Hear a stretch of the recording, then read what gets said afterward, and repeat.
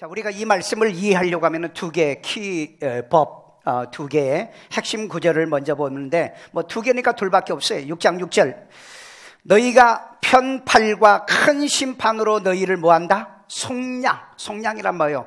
어떤 대가를 지불하고 빼내는 거, 건져내는 거, 이런 의미가 속량이란 뜻이고, 그 다음에 7절에 무거운 짐 밑에서 빼낸, 그러니까 억압, 그 다음에 압제, 핍박, 여기에서 빼낸 분은 누구냐? 속량한 분은 누구냐? 너희의 하나님 여호와다, 이렇게 말하고 있어요. 자, 이스라엘의 속량처럼 100년 전에 3.1절에 한국 교회와 우리 성도들을 통해서 이 대한민국을 속량하는 일에 쓰여진 바 됐고 사용되어져 있다는 이 한국의 하나님의 역사로 100주년 되는 우리 3.1절을 기념하면서 우리 말씀을 통해 깨달음을 또 은혜를 받는 시간 갖기를 주의 이름으로 축원합니다. 첫째, 일제 강점기 비극은 먼저 반성해야 합니다. 우리 느헤미야 9장 27절. 그러므로 주께서 그들을 대적의 손에 넘기사 그들이 곤고를 당하게 하심에 그들이 환난을 당하여 주께 부르짖을 때에 주께서 하늘에서 들으시고 주의 크신 긍휼로 그들에게 구원자들을 주어 그들을 대적의 손에서 구원하셨거늘. 아멘. 자, 여기 보면은 여기는 출애굽기는 애굽에서 속량한 사건이고 이 느헤미야 사건은 바벨론에서 속량받은 사건입니다. 자, 그런데 왜 이 바벨론에 에서 속량을 당하게 된 그 배경을 얘기하는데, 주께서 대적의 손에 넘겨 공고를 당하게 하시며 그랬어요. 자, 이스라엘 백성들이 왜 이 바벨론 포로로 잡혀갔죠? 우상숭배, 하나님께 범죄, 그리고 하나님을 떠난 죄, 이런 것 때문에 곤고를 당했다. 그리고 고난을 당하게 만드셨다 그랬어요. 하나님이 이게 섭리라고 얘기하고 있습니다. 자, 그러면 우리는 이 대한민국이 왜 일제의 36년 동안의 강점기 기간에 이 고난을 당했는가? 첫째, 임금의 판단 무능력 때문에, 그 다음에 정치인들의 분당 정치 때문에, 분단이 아니고 붕당 정치 때문에. 왜 그렇습니까? 고종과 민비가 이 정치를 하는데 무당을 데려다가 1년 내내 왕궁에서 부단 사건, 여러분 알고 계세요? 진령군이라고 하는 그 충주의 그 이성녀라고 하는 무당을 데려다가 진령군이라고 하는 관직을 주고 나라의 모든 사사건건 이 무당한테 물어가지고 국사를 치른 거예요. 결정적으로 실패한 것이 뭐냐? 이제 너일 전쟁에서 누가 이기냐래. 러시아가 이긴다, 러시아가. 그래서 이 고종이 러시아의 공사관으로 도망을 간 사건이 있죠. 그런데 그 사건이 있고 난 다음에 무슨 일이 벌어집니까? 그때 이 러시아는 불세베키 혁명으로 공산주의가 됐고, 그 다음에 중국이 공산주의가 됐는데 조선이 어디에 가서 붙었다? 러시아하고 이 공산주의에게 가서 붙은 거예요. 그래서 그때 일본과 미국은 2차 대전이 끝나면서 원수지간이었잖아요. 그런데 가스라, 일본 총리 가스라와 그 다음에 미국의 사성 장군이었던 데프트가 밀약을 합니다. 조선이 이 공산주의에게 붙으니 이거 어떻게 하겠느냐? 그래서 일본이 이것을 막기 위해서 일본이 조선을 지배하자. 그럼 미국하고 암묵적으로 이걸 밀약을 합니다. 그래서 미국이 도와주지를 않았던 거예요. 그래가지고 결국은 이 조선이 일본의 지배하에 들어갔기 때문에 이때 당시에 이 고종의 무능력, 정치적 판단의 무능력, 세계 정세 판단의 무능력, 그리고 그 대신들은 뭐 했어요? 늘 분당 정치만 했잖아요. 요즘같이 야당 여당 싸움질만 했잖아요. 그러니까 국제 정세가 어떻게 돌아가는지를 판단을 못한 거예요. 5년 전에 이 가스라 테프트의 밀약이 세워지기 전에 5년 전에 미국에서 이 사신을 보낸 거예요. 사신을 보내줬는데도 이걸 판단을 못한 거예요. 그러다가 결국은 일본의 지배를 받는데 이 서방 세계가 묵인을 해버린 거예요. 그러니까 결국은 우리는 일본에 이렇게 지배를 당하는 이런 상황에 빠지게 됐다. 그 원인이 뭐였느냐? 바로 이 무당 진령군 때문이었다는 거죠. 결국은 무당의 말을 들었던 이 조선은 비운의 조선이 되고 맙니다. 성경에도 보면 그런 거 많아요. 아합 왕이 그 아람과 전쟁을 하러 갈 때 그 거짓 선지자들에게 묻잖아요. 그러니까 올라가면 이긴다 그랬잖아요. 올라갔다 어떻게 됐어요? 죽었잖아요. 그러니까 세계 역사에 보면은요, 무당과 이 점쟁이 얘기를 듣고 정치인들이, 임금과 왕들이 이런 짓을 하고 있다 이 말이에요. 마저도 그 맞는 것에 의해서 이 결과가 불행해진다는 것은 이 세계 역사나 성경의 역사가 증명해주고 있다는 거죠. 그래서 이스라엘 백성들도 역시 마찬가지였어요. 그래서 그네들을 바벨론으로 이동해서 회개시키고 우상을 버리게 만드는 거죠. 그래서 바벨론으로 잡혀갔던 그네들이 다니엘도, 그 다음에 느헤미야도, 에스라도 울며 하나님께 기도하잖아요. 그러니까 하나님께서 환난당하여 부르짖을 때에 구원자들을 주신다라고 말하잖아요. 다시 우리 느헤미야 성경이 있습니다. 그러므로 주께서 그들을 대적의 손에 넘기사 그들이 곤고를 당하게 하심에 그들이 환난을 당하여 주께 부르짖을 때에 주께서 하늘에서 들으시고 주의 크신 긍휼로 그들에게 구원자들을 주어 그들을 대적의 손에서 구원하셨거늘. 아멘. 말 안 들면은 하나님이 징계해. 그래도 말 안 들어? 그러면은 남에게 맡겨요. 남에게 맡겨. 왜? 하나님이 징계하면 하나님을 원망하거든요. 하나님 믿는 나를 어떻게 이렇게 하나님이 대할 수 있냐고 하나님 앞에 살태지라고 그래. 그러니까 그럴 때는 남에게 맡겨. 일제 36년 동안에 여러분 우리 민족의 혼, 이름까지 빼앗겼어. 그 다음에 모든 언어도 빼앗겼어. 그 다음에 돈 벌면은 전부 다 차출당했어. 그 다음에 징용을 얼마나 1000만 명이 넘는 사람들이 징용을 당한 겁니다. 그리고 여자들은 위안부로 잡혀갔고요. 이렇게 고난과 고통을 당할 때에 그때 한국 교회 그리고 이 백성들이 그 고통 속에서 눈물을 흘리며 하나님께 부르짖어 살려달라고 했을 때 하나님이 속량자를 보내서 구원을 해 주신 게 이스라엘의 역사나 세계 역사나 한국의 역사는 다 똑같다. 여러분 일제시대 때 목사들도 배신자들이 나왔고요. 그 다음에 성도들도 배신자들이 나왔습니다. 그러나 배신한 사람은 배신하는 거고 그 다음에 하나님을 섬기는 사람은 신실하게 섬겨 하나님께 기도를 했던 거예요. 그래서 하나님이 이 땅에 긍휼과 자비를 베풀어서 이 환난을 통해서 부르짖을 때 하나님께서 은혜를 베푸셨다. 아멘요. 둘째입니다. 한국교회 3.1 운동자들은 하나님이 보낸 속량자들이었습니다. 우리 사도행전 7장 35절이요. 그들의 말이 누가 너를 관리와 재판장으로 세웠느냐 하며 거절하던 그 모세를 하나님은 가시나무 떨기 가운데서 보이던 천사의 손으로 관리와 속량하는 자로서 보내셨으니. 아멘. 자, 여기 보니까는 모세가 자기 민족을 돌보려고 그 시도를 했잖아요. 그랬더니 그 동족들이 뭐라고 그랬어요? 누가 너를 재판장으로 세웠느냐 하며 거절을 당했던 바로 이 모세처럼 한국교회가 그렇게 거절을 당했어요. 한국교회 1805년도부터 이 복음이 들어오기 시작했어요. 그런데 여러분 조선 말기에 1900년 이때쯤 여러분 그 대원군의 세국 정치 때문에 많은 기독교인들이 그때 천주교인들이 6,000명이 절도산에서 목 잘려 죽였잖아요. 한국교회가 이처럼 얼마나 탄압을 받았어요.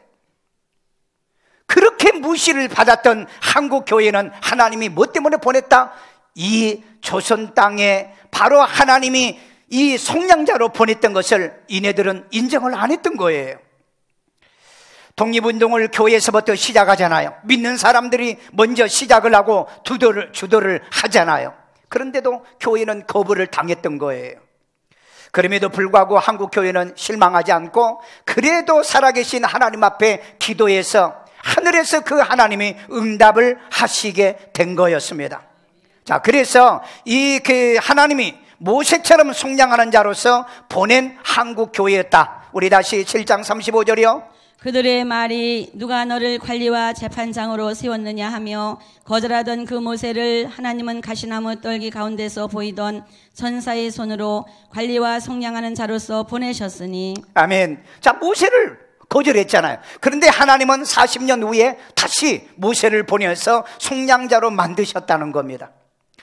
여러분 100년 전 지금 3.1 운동에 기폭제를 이뤘던 기미 독립 선언서에 이 기초했던 33명 가운데 16명이 기독교인이라는 걸 여러분 알고 계십니까?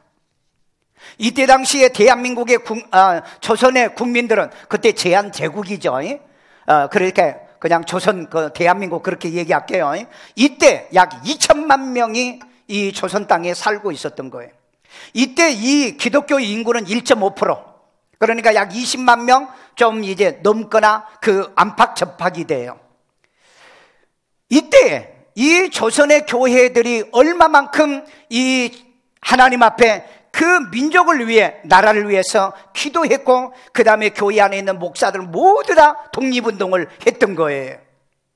나는 여기에서 한 유명한 이 전덕기 목사를 여러분에게 소개하고 싶어요. 이 전덕기 목사는 일찍 부모를 여의고요, 숙부손에서 자라면서 숫장사를 하면서 자라서 17살 때 이 스크른텐 선교사를 만나게 됩니다. 그리고 예수를 구주로 영접해서 구원받고, 그리고 후원을 받아가지고 신학교에 가서 1907년도에 신학교에서 목사 안수를 받고 상동교회에 가서 이 담임 목사를 할 때에, 이 상동교회에서 나라가 이럴 때 우리는 나라를 위해 기도하자, 나라를 위해서 우리는 목숨을 바쳐야 된다, 나라를 위해서 우리 기독교인들이 애국해야 된다, 이러면서 길렀던 인재들이 이상재, 남궁옥, 이동영, 이휘영, 신채호, 그 다음에 김구, 그 다음에 이준, 주시경, 안중근 같은 이런 기라성 같은 독립운동가를 길렀던 거예요. 우리 예수 믿는 사람은요, 하나님이 먼저입니다. 그 다음에 두 번째로는 나라가 그 다음이에요. 나라가 먼저는 아니에요. 이스라엘 백성들도 하나님이 먼저기 때문에 그네들은 그네들의 나라를 세우기 위해서 애굽에서 나왔고, 그 다음에 바벨론의 포로로 잡혀갔던 그네들도 나라가 있어야 되기 때문에 그네들이 가나안 땅으로, 팔레스틴 땅으로 돌아온 거예요. 우리 예수 믿는 사람들이요, 하나님이 먼저지만은 우리에게도 조국이 있어야 되고 나라가 있어야 되는 거예요. 그래서 전덕기 목사님은 우리 조국을 위해서 우리가 기도하고 우리가 운동을 해야 되고 우리가 나라를 위해서 독립운동을 우리가 해야 된다는 것을 부르짖고, 그 다음에 교인들을 그렇게 가르쳤던 거예요. 교회에서는 목사는 좌파를 가르치는 게 아니고 우파를 가르치는 게 아니고 오직 교회를 사랑하고 하나님을 사랑하고 나라를 사랑하고 가정을 사랑하고 우리 이웃을 사랑하는 교회로 만들어야 돼요. 교회는 정치 집단이 아니에요. 교회는 좌파고 우파가 나눠지면 안 됩니다. 우리는 누구 좌파고 우파고 없어요. 선지자는요, 그 엘리사 선지자를 보세요. 북왕국에 가서 선포하잖아요. 너희들 회개, 존말할 때 회개. 그러니까 거짓 선지자들이, 야, 너는 남쪽 선지자니까 남쪽 가서나 이 선교해, 그러면서 쫓아내보냈잖아요. 그런데 이 엘리사는 남쪽에서도 외치고 그러잖아요. 그렇기 때문에 이 선지자의 사명은 공의를 위해서 사는 거지, 좌파도 들어가면 안 되고 우파도 들어가면 저는 안 된다고 생각해요. 그러나 나라가 위기가 있으면 나라를 위해서는, 대의를 위해서는 할 말은 해야 된다.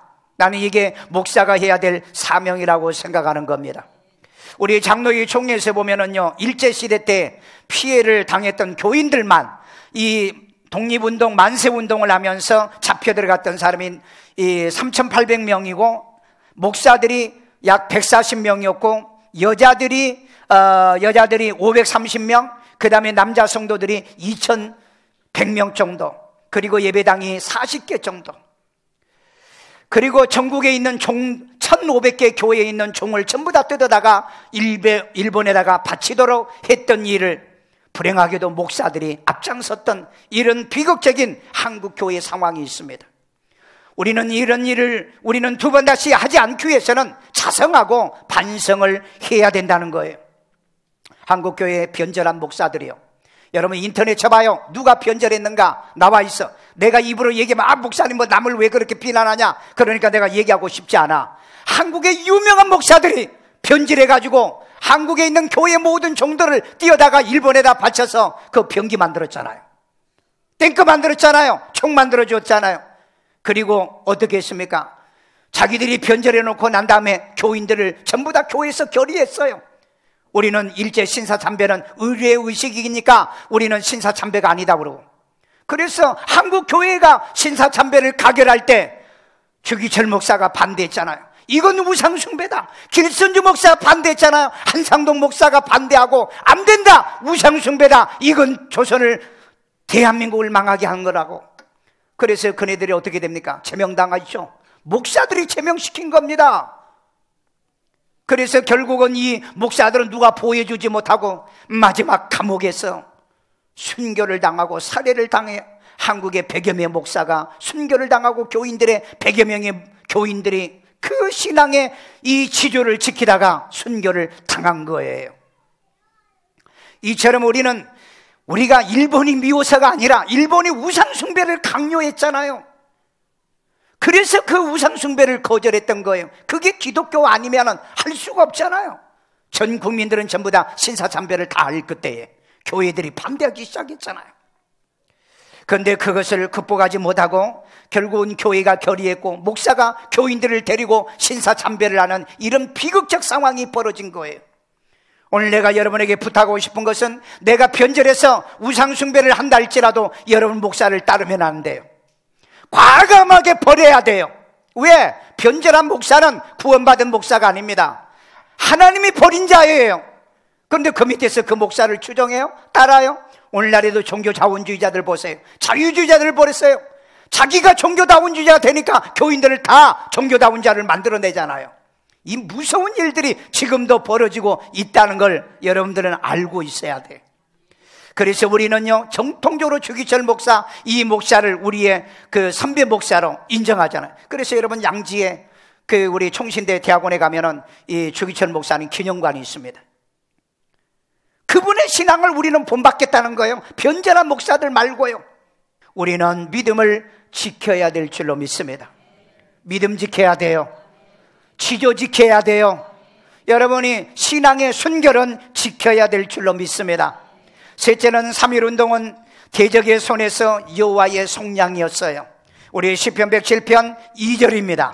여호와의 속량을 받은 자들은 이같이 말할지어다. 여호와께서 대적의 손에서 그들을 속량하사. 아멘. 자, 여호와의 속량을 받으신 분은 어떻게, 받은 자들은 이같이 말하라 그랬어요. 이같이. 자, 이같이 말하는 건 그 다음에 얘기를 할게요. 우리는 어찌됐든 여호와의 속량을, 죄에서 속량받았죠. 마귀에서 속량받았죠. 우리는 일제시대 속량을 받았죠. 공산주의 치하에서 우리는 속량을 받았죠. 우리는 보면은요, 끊임없이 속량을 받고 사는 사람이에요. 믿으십니까? 이런 사람들이 고백해야 될 말들이 있더라는 거예요. 여러분 1909년도에요 10월 26일 일본에 여러분 이토 히로부미, 이름도 부르기 싫은데 이때 그 이로 히로부미요, 이 사람을 저 만주에, 그때 만주 땅은 우리 땅이었습니다. 만주 땅은요 우리 땅이었어요. 이 사람이 뭐였어요? 능약이라고 그러죠. 이걸 조약을 강행을 했던 그런 인물이었죠. 그런데 하얼빈 역에서 내리자 누가 죽여요? 안중근. 안중근이 어느 교회 출신이라고요? 상동교회 출신이에요. 그래서 그를 저격해서 죽이고 현장에서 체포당해가지고 감옥에 가게 됩니다. 사형의 언도를 받아요. 이때 그의 어머니 조마리아라고 하는 어머니가 아들에게 편지를 보냅니다. 아들아, 늙은 어머니보다 먼저 죽는 것을 불효라고 생각하여 너가 만약에 상소를 한다면 이것은 부끄러운 일이다. 그리고 어미를 부끄러운 일이다. 너는 나라를 위해서, 대의를 위해서 일한 거기 때문에 내 목숨을 버리는 것을 두려워하지 말아라. 어떤 일이 있어도 일본에게 내 목숨을 구걸하지 않는 게 내게 효도하는 거고 하나님께 영광을 돌리는 거다. 그래서 그는 결국은 일본의 이 처형에 의해서 결국은 죽고 맙니다. 그런데 그것을 어머니가 정말 얼마나 마음이 아팠겠어요. 항소하지 말아라. 그 다음에 먼저 죽는다고 슬퍼하거나 낙심하지 말아라. 그것은 대의를 위한 거며 나라를 위한 거며 하나님을 위한 거며 부모에게 효도하는 거다. 오늘 여러분 이런 부모님이 여러분 될 수 있습니까? 요즘 애들은요 나라와 국가와 민족을 위해서 살아가는 애들이 없어요. 뭐 어디다 지밖에 몰라요. 요즘은 심지어는 지 부모도 버리는 세상이야. 왜 그러느냐? 오늘 우리 부모의 책임이에요. 부모가 교육을 제대로 시키지 못해요. 바로 여기에 있는 이 조마리아와 같은 아들 안중근에게 하는 일은 강단이 있는 이런 말을 못하고 산다는 거예요. 너희들 나라를 위해, 국가를 위해, 너희들이 가문을 위해 배우기도 하고 공부도 하고 그렇게 살라. 그렇게 가르쳐야 되는데 너 하고 싶은 대로, 너 살고 싶은 대로 그렇게 다 가르쳐요. 그러니까 얘들이 부모 공경 안 해. 여러분, 대한민국의 부모 공경을 누가 해야 되느냐? 국가가 해야 된대요. 사회가 해야 된대요. 자식들은 손 뗐어요 지금요. 오늘 여러분, 애들 그렇게 가르치면 안 돼요. 내 부모는 내가 공양해야 돼요. 아멘요. 내 하나님은 내가 섬겨야 되는 거예요. 내 교회는 내가 헌신하는 거예요.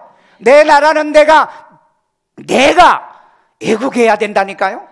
요즘은 왜 이런 게 없어졌는지 몰라요. 왜 이런 게 없어졌는지. 오늘 여러분, 100년 전에 우리 민족 가운데 교회와 우리 성도들은 없어서는 안 되는 민족의 속량자로 보내었던 거예요. 그래서 이 조선 땅의 교회들은 빛이요 소금의 역할을 다 한 겁니다.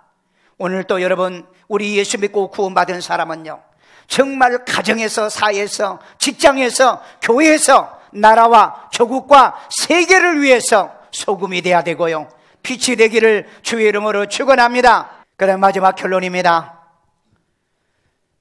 우리가 3.1절을 기념하면서요, 거주하는 땅을 더럽히지 말아야 된다. 마지막 하나님이 부탁한 얘기예요. 민수기 35장 34절에 있습니다. 너희는 너희가 거주하는 땅 곧 내가 거주하는 땅을 더럽히지 말라. 나 여호와는 이스라엘 자손 중에 있음이니라. 아멘. 여러분, 여기 그래요. 하나님이 너희와 내가 거주하는 이 땅을 더럽히지 말아라. 이스라엘 땅을 가지고 얘기한 거예요. 여러분, 이 지금 대한민국 땅은요, 우리만 거주하는 게 아니에요. 하나님이 거주하고 있다고요. 오늘 또 이 자리에 하나님이 와 계신다고요. 하나님이 오고 싶은 땅이 돼야 돼요. 아멘. 내 가정에 하나님이 찾아오게 만드세요. 그래서 가정에 예배가 있어야 되고요, 큐티가 있게 만드시고요, 은혜가 있는 가정들을 만들어가기를 주의 이름으로 축원합니다. 오늘 그렇기 때문에 우리 교회는 하나님이 임재하기를 원하는 교회 만들자. 아멘요. 교회는 하나님의 이름을 더럽히지 말아야 된다는 거, 우리 에스겔서 2장 39절입니다. 주 여호와께서 이같이 말씀하셨느니라. 이스라엘 족속아, 너희가 내 말을 듣지 아니하려거든 가서 각각 그 우상을 섬기라. 그렇게 하려거든 이후에 다시는 너희 예물과 나의 우상들로 내 거룩한 이름을 더럽히지 말지니라. 아멘. 이건 바벨론 포로로 잡혀가기 전 얘기예요. 여기 뭐라 그래요? 너희가 내 말을 듣지 아니하려면 가서 우상 섬겨. 그만둬, 오지 마. 교회 와가지고 나는 우상도 섬기고 하나님 섬기고 나 싫어. 오지 마. 오지 말래요, 하나님이요. 그러면서 뭐라고 그랬어요?